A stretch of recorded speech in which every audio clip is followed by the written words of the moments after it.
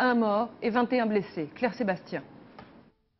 Il y a quelques heures, un obus de mortier est tombé ici, dans cette rue passante, en plein cœur de Sarajevo, non loin de l'endroit où une bombe avait tué 16 personnes en mai dernier devant une boulangerie. Cette nouvelle attaque contre des civils a tué une personne et blessé 21 passants.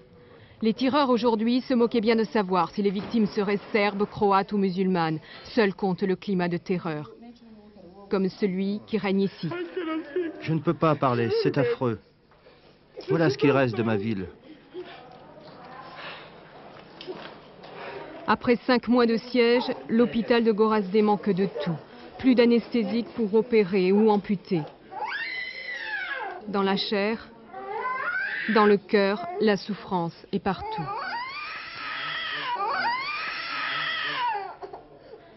Sortie des caves où elle était terrée, la population de Gorazde a pu goûter pendant quelques heures la liberté. C'était samedi, lors de l'arrivée du premier convoi humanitaire.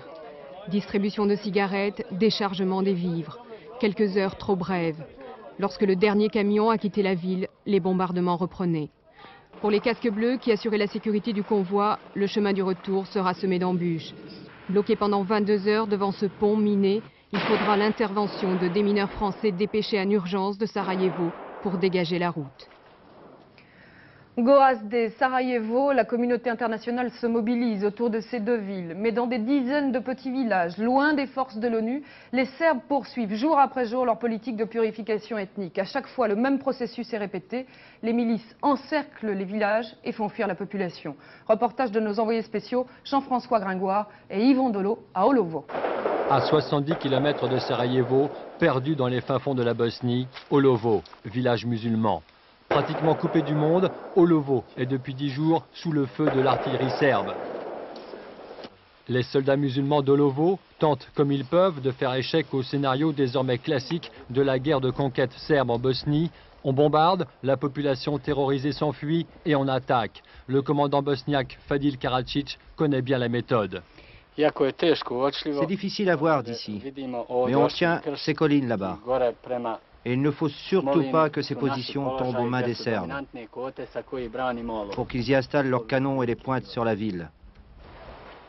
Sur l'unique route qui permet d'échapper d'Olovo, les derniers à quitter la ville. L'exode à nouveau pour ces femmes et enfants qui avaient déjà dû fuir leur village natal il y a 2 mois. Ils frappent, égorgent, brûlent, violent. C'est ce qu'ils appellent l'épuration ethnique. Ce sont des habitants des montagnes qui n'avaient jamais rien demandé à personne et dont la vie a soudainement basculé dans la haine et la guerre.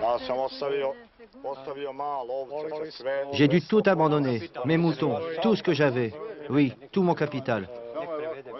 Et moi, c'est tout ce qui me reste. Les réfugiés d'Olovo et des environs ont fait tripler la population du petit village de Solun. Ces pauvres gens vivent dans des conditions à la limite du décent, dans un lieu où l'aide humanitaire aura de plus en plus de mal à parvenir, surtout l'hiver venu. Vu la situation, vu les maisons détruites, vu les centres d'accueil sans fenêtres et tout, ils vont crever de froid, ils vont crever de faim, et puis ça va être très très très grave. Les 2 mois qui viennent vont être très importants pour tous ces musulmans, combattants ou réfugiés. Parce que les forces serbes vont maintenant intensifier leurs attaques avant l'hiver. Et de l'ampleur de cette offensive dépendra l'ampleur du drame de la population musulmane de Bosnie-Herzégovine. Rumeurs, menaces ou opérations réellement envisagées. Difficile de savoir ce soir si les États-Unis veulent intervenir militairement en Irak. George Bush ne confirme pas, il ne dément pas vraiment non plus. Les États-Unis, la Grande-Bretagne et la France pourraient en tout cas interdire le survol du sud de l'Irak à l'armée de Saddam Hussein. Dans le même temps, les experts de l'ONU terminent leur mission à Bagdad. Marie-Odile Pagnès. Satisfaits, les experts de l'ONU. Ils ont achevé ce matin l'inspection du dernier site prévu pour cette 42e mission. Ils quitteront Bagdad demain. Et s'ils n'ont pas visité le ministère, ce n'est en aucun cas à cause de l'interdiction faite par l'Irak, mais simplement parce qu'ils n'en voyaient pas la nécessité. Satisfaits à Bagdad, mais à Paris, Londres ou Washington, les déclarations contre l'Irak continuent de plus belle. Les Occidentaux exigent toujours l'application sans réserve des résolutions de l'ONU. Et ils brandissent quasi chaque jour la menace d'une intervention militaire, mouvement de troupes ou de matériel à l'appui. Ces dernières semaines, des batteries de missiles antimissiles patriotes ont été déployées en Israël, en Arabie Saoudite et au Koweït. Dans ce pays, les Marines américains et la Royal Navy britannique sont toujours en manœuvre militaire avec les Koweïtiens. Et aujourd'hui encore, les Occidentaux ont donné les signes de leur détermination. La Grande-Bretagne annonce que ses bombardiers sont en état d'alerte sur ses bases de Turquie et de Chypre. Et avec les États-Unis et la France, elle envisage d'interdire à l'Irak d'effectuer des vols militaires dans le sud du pays, ceci afin de protéger les populations chiites. Tout est désormais en place pour montrer à Saddam Hussein que la moindre provocation de sa part risque de lui être fatale. Cette intervention militaire, on en parle évidemment beaucoup à Houston, où la convention républicaine s'est ouverte ce soir. Une convention où George Bush devra aussi répondre devant les Américains de l'appauvrissement économique des États-Unis. Le point sur place avec notre envoyé spécial, Christian Mallard. Dôme de Houston, où il s'installe progressivement, les 2210 délégués républicains venus de 50 États savent que l'heure est grave. Le président George Bush, le parti républicain joue gros. Ils ont 4 jours pour convaincre une majorité d'Américains qui ne croient plus en eux et qui les accusent de les avoir oubliés et de n'avoir aucune vision d'avenir.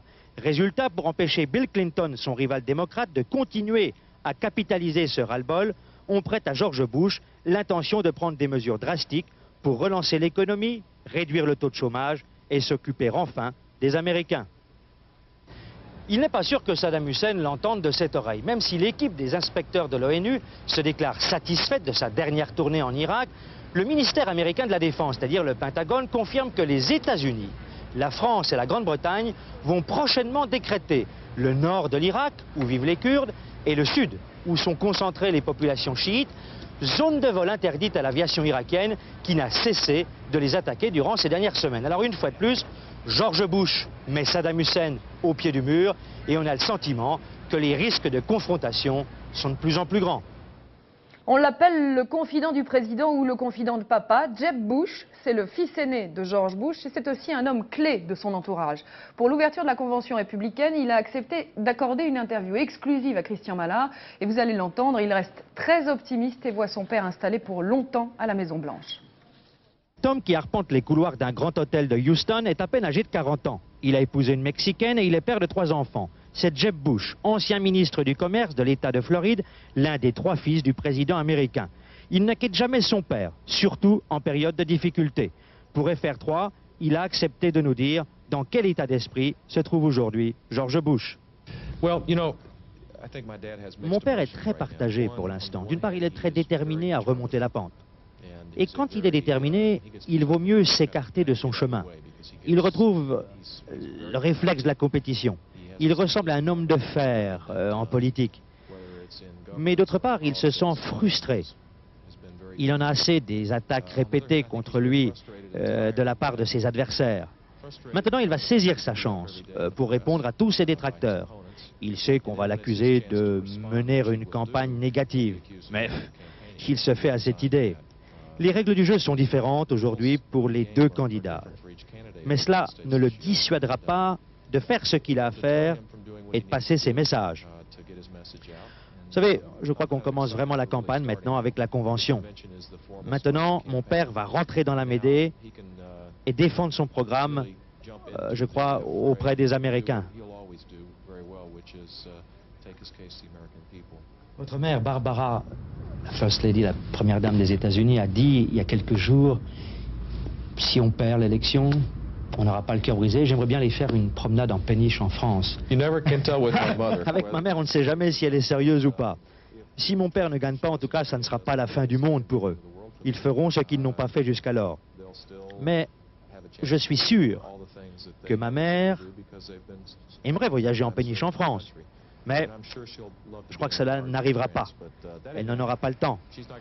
Car George Bush sera réélu et ma mère restera la première dame des États-Unis. Contrôle renforcé aux douanes, interpellation en France et en Allemagne, rien ne semble arrêter les sociétés responsables du trafic de déchets hospitaliers. 2 nouveaux camions ont en effet été interceptés cet après-midi en Moselle. Ils venaient de Bavière. FR3 Nancy, Yolande Malgras et Laurent Brocard.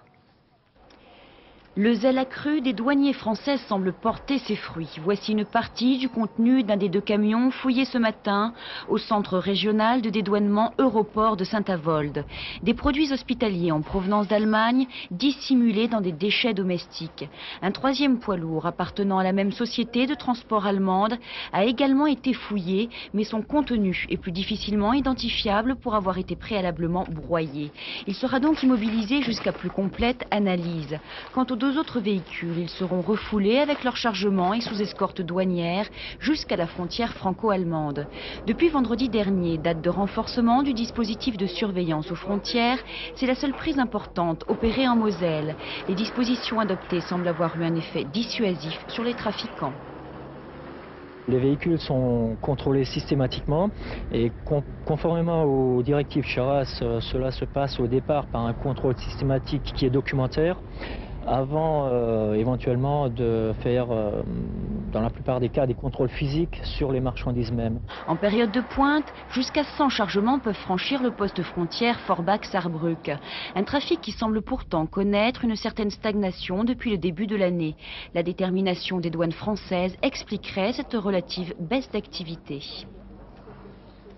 Mouvement de grève aujourd'hui dans les prisons de Rouen, Los-les-Lilles, Gradignan ou encore Fleury-Mérogis. Et demain, le blocage pourrait être total. Un syndicat de gardiens appelle en effet à un mouvement massif après l'agression d'un surveillant samedi par un détenu. Le surveillant qui est mort cet après-midi des suites de ses blessures. FR3 Rouen, Catherine Lecomte et Christian Bach. 7 h ce matin, à la maison d'arrêt de Rouen, 144 surveillants viennent de se mettre en grève. Toute la journée, la prison de Bonne Nouvelle sera paralysée. Ni avocats ni visiteurs ne rentreront. Une manière de protester contre les conditions dans lesquelles se sont déroulées l'agression de samedi. Dans l'immédiat, tout le monde était abattu. Vous savez, on n'a pas cet esprit revanchard et tout, mais il faut qu'il se passe quelque chose. L'administration pénitentiaire, les pouvoirs publics se contrefoutent de nos conditions de travail et nous, on ne l'accepte plus. Donc j'ai demandé au garde des Sceaux de nous recevoir immédiatement pour ouvrir un véritable dossier sur la sécurité des personnels et notamment des structures spécialisées qu'on devrait avoir pour détenir des gens qui ont agressé, comme celui qui a agressé mon collègue, donc Caron, ici à Rouen. S'ils veulent que les prisons brûlent, c'est leur problème. Nous, on n'a pas envie de se faire tuer. C'est en effet de l'autre côté du mur que tout pourrait arriver. Privés d'activité et de visite, les prisonniers risquent de réagir au grand désespoir de leurs proches. Nous faisons vraiment un appel aux détenus pour qu'ils gardent leur calme, qu'ils sachent que leur famille les soutient, que leur famille est de tout cœur avec eux et surtout qu'ils ne se révoltent pas. Des craintes qui reflèteraient aujourd'hui l'état d'esprit général du milieu carcéral. Toujours au chapitre social, Louis Vianney est venu aujourd'hui apporter son soutien aux dockers de Dunkerque. Coup de colère du secrétaire général de la CGT qui exige la libération des dockers écroués à la suite d'incidents sur le port la semaine dernière. Louis Vianney. Jeter des salariés en prison, les arrêter dans le tribunal tel des hors-la-loi, les disséminer dans les prisons du département, dans le seul cadre d'un conflit social. Mais voilà qui n'a pas de précédent, en tout cas depuis la fin de la Deuxième Guerre mondiale dans notre pays. On est à Dunkerque. Eh bien, je dis très tranquillement que Michel Delbar peut être fier. Le gouvernement auquel il appartient aura au moins réussi cette première. Ilsi, ça veut dire au secours en allemand, et pendant 6 jours, Christian, un jeune touriste de 21 ans, n'a cessé de crier au secours justement. Alpiniste amateur et solitaire, il s'est blessé gravement dans une chute et a dû attendre les secours pendant plus de 130 heures au fond d'un ravin. Frédéric Lafont, Denise Deus. Cet homme est un miraculé. Admis samedi à l'hôpital de Laurent-Sainte-Marie, Christian Kleineux revient de très loin. Dimanche dernier, cet étudiant allemand de 21 ans part seul en randonnée dans un secteur peu fréquenté. Équipé d'un sac à dos avec des victuailles pour 10 jours, d'une carte et d'une boussole. Mais il se perd entre Goust et les eaux chaudes sur le plateau de Besse. Lundi, il reprend sa route, mais il fait une chute de 20 mètres. Il va rester immobilisé 6 jours et 5 nuits. Je me souviens de ces moments passés dans la montagne. C'était long, 6 jours c'était long, j'avais peur. Mais qu'est-ce qui s'est passé dans votre tête durant ces moments? Je n'étais pas vraiment fatigué, je pensais constamment que j'étais vivant, j'appelais à l'aide et j'espérais que quelqu'un pourrait m'entendre. Dans sa chute, Christian se brise le poignet, un coude, le bassin et un fémur. Avec sa main valide, il va réussir à s'abreuver au ruisseau qui coule près de lui. Alors, dans son malheur, il a eu quand même un peu de chance de tomber à côté d'un petit ruisseau qui lui a permis de boire. L'anecdote, c'est qu'il a bu dans sa chaussure, puisque n'ayant pas la main assez longue, il a été obligé de prendre sa chaussure pour atteindre ce ruisseau, de remplir la chaussure et boire. Mais au niveau de nourriture, il n'a mangé rien. Il n'a rien mangé. Son sac était resté au premier point de chute, c'est-à-dire une dizaine de mètres au-dessus, avec la nourriture intérieure, donc il a passé 6 jours sans manger. Samedi, un groupe de randonneurs entend ces appels au secours. Ils se rendent auprès de Christian et quelques heures plus tard, 2 gendarmes du peloton de secours en montagne, accompagnés d'un médecin spécialisé, interviennent. Hospitalisé à Oloron-Sainte-Marie, Christian se dit heureux d'un tel dénouement. Il repartira la semaine prochaine en Allemagne, mais se dit prêt à revenir bientôt dans les Pyrénées. Un porc ou un babouin dans une salle d'opération pour tenter de sauver une vie humaine. C'est encore exceptionnel, mais c'est dans cette direction que s'orientent les dernières recherches médicales. La xénogreffe, la greffe d'organes animaux, a déjà été pratiquée plusieurs fois. Beaucoup d'échecs, mais la dernière tentative semble prometteuse. Pierre Fredenreich, Josiane Zimanski. Une première pour une dernière. Une première parce que c'était la première greffe d'un foie de babouin sur un être humain. Une dernière parce que c'était l'opération de la dernière chance. La condition du patient ne permettait pas la greffe d'un organe humain et c'est donc un foie de babouin le seul à ne pouvoir être affecté par le virus de l'hépatite B qui sera greffé. 11 heures, il aura fallu 11 heures au docteur Startzel pour réussir cette transplantation. Thomas Startzel, le pape de la xénogreffe, attendu à Paris comme le Messie et dont les travaux sont considérés comme des références. Le patient va bien malgré quelques complications, mais cela a été relativement facile de prévenir le rejet et d'y remédier efficacement. Pour ce qui est de l'avenir de la xénogreffe, je suis extrêmement confiant. L'avenir nous appartient. Je suis loin, très loin d'être inquiet. Un cœur de babouin qui bat dans un corps humain est un concept qui a priori choque l'esprit non averti. Pour les médecins, c'est une géniale idée qui permet de pallier les carences actuelles en organes humains. Reste l'obstacle numéro 1, le rejet. S'il est réduit entre humains par la sélection des donneurs immunologiquement compatibles, le problème est autrement plus compliqué avec les organes animaux. Aujourd'hui, c'est le porc qui semble être la contribution animale de l'avenir. Nous commençons seulement. Nous avons beaucoup à faire, mais nous voulons le faire parce qu'il y a les techniques nouvelles et nous avons beaucoup d'informations. Et nous pensons que peut-être nous pouvons trouver les traitements pour avoir les xénogreffes du cochon. Si l'on accepte le tabou religieux, le cochon présente en effet de nombreux avantages, comme celui notamment d'un risque très faible de transmission de maladies. Son foie, son cœur et ses reins sont donc utilisables. La recherche en est au stade expérimental. Demeurent les problèmes éthiques, mais qui ne sont pas encore à l'ordre du jour. La France, médaille d'or du tourisme. Le gouvernement se félicite déjà des chiffres records de l'été 92. Les hôteliers sont plus prudents et attendent la fin de la saison. Mais une première constatation s'impose, le vert remplace le bleu et les campagnes vont bientôt surpasser les plages. Zindine Boudaoud. France, l'art de vivre. 56 millions de visiteurs viendront vérifier ce slogan en 1992 selon les estimations du ministère du Tourisme. D'ores et déjà, la France est devenue la première destination mondiale et le tourisme sa première industrie nationale. Pas de surprise quant à l'origine des visiteurs, les Allemands viennent en force, suivis de près par les Britanniques. Les Japonais sont les moins assidus mais les plus dépensiers avec plus de 1000 francs par jour et par personne. Avec une inflation maîtrisée, la France a fait du tourisme son premier produit d'exportation devant l'agroalimentaire et l'automobile. En 1991, l'apport de devises étrangères a permis d'engranger près de 120 milliards de francs de recettes. Cette année, les perspectives sont encore meilleures. Oubliez les barrages routiers et la météo maussade de juillet, au cours des 5 premiers mois de l'année, la fréquentation hôtelière des étrangers a progressé de plus de 50% par rapport à 91. Paris et ses monuments, la Côte d'Azur, sont toujours prisés, mais la demande touristique est en pleine mutation. Le boom du tourisme vert profite à des régions comme le centre, la Bourgogne, la Picardie et même la Lorraine et le Nord-Pas-de-Calais. Esprit casanier ou cocardier, 91% des vacanciers français sont restés dans l'Hexagone. Cela permet à la balance des paiements touristiques de pencher du bon côté avec un excédent de l'ordre de 57 milliards de francs.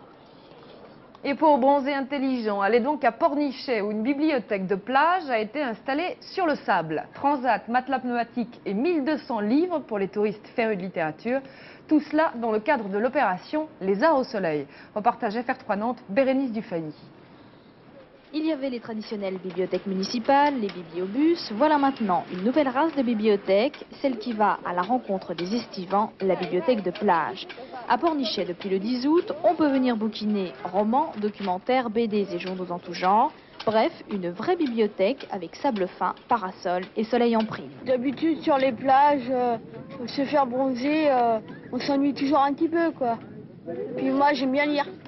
On n'a pas de bruit, on est bien, on est au soleil, on fait ce qu'on veut, on a des transats, on a tout ce qu'il faut, on est très bien.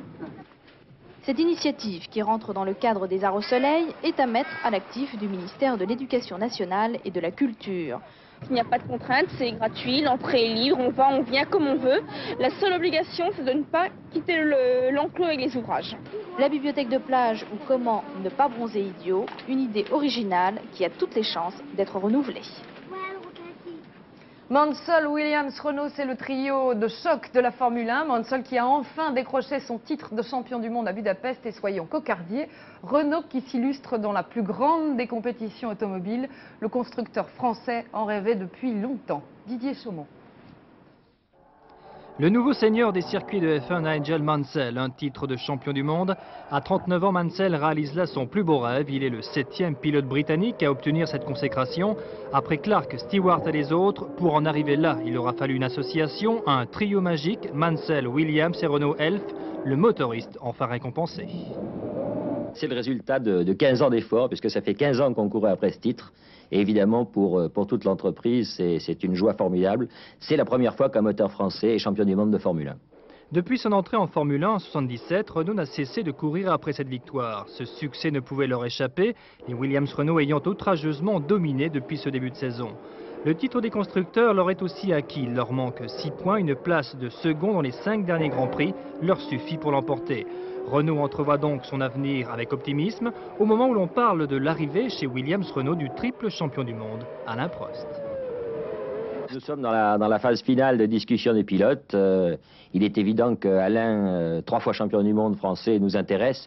Rien n'est complètement bouclé, mais je pense que dans les 10 ou 12 jours qui viennent, on pourra vous donner une réponse définitive. Williams-Renault aimerait bien reconstituer le tandem Prost-Senna, mais voilà, 2 volants pour 3 grands champions, les places sont chères. L'arrivée de Prost dépendra sans doute de l'attitude de Mansell. Les 2 hommes devront régler le problème de cohabitation, à moins que Mansell ne décide d'aller voir ailleurs. Pour terminer, les pronostics de Daniel Leclerc pour le tiercé qui se courra demain à Vincennes, prix d'Alfortville, 18 partants. Daniel Leclerc qui vous conseille de jouer le 16, le 10, le 12, le 17, le 15, le 13, le 8 et le 6. Et vous le voyez, le 10 est son joker. Fin du 19-20, dans quelques secondes, la météo complète de Florence Klein avec de la pluie au nord et du soleil au sud. À 20h, la classe avec Fabrice. À 20h45, la boum numéro 2 avec bien sûr toujours Sophie Marceau, Claude Brasseur et Brigitte Fosset. Soir 3, c'est à 22h35 et vous retrouverez Marc Hautement. Enfin, à 22h55, Océanique vous propose un dossier consacré ce soir aux Gitans de Hongrie. À demain 19h. Bonsoir.